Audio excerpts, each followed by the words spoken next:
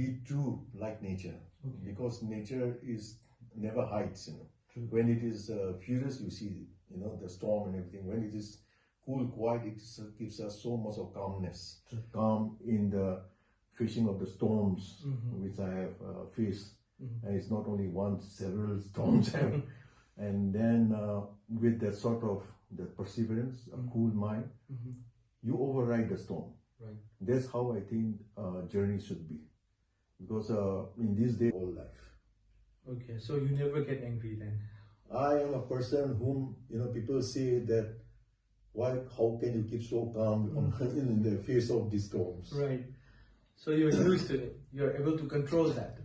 This I will give credit to my teacher, whom I regard as my guru, my second father, Ramananda Bandyopadhyay. He is one of the last lineage of the Bengal School of Art. Okay. I have seen this person, how can he remain so calm when one is like almost shouting over your face? Right. He used to just move away from the place, meditate and close I've seen it practically. And then he closed himself in a room. He used to meditate. After 15 or 20, he used to come up with such a calm,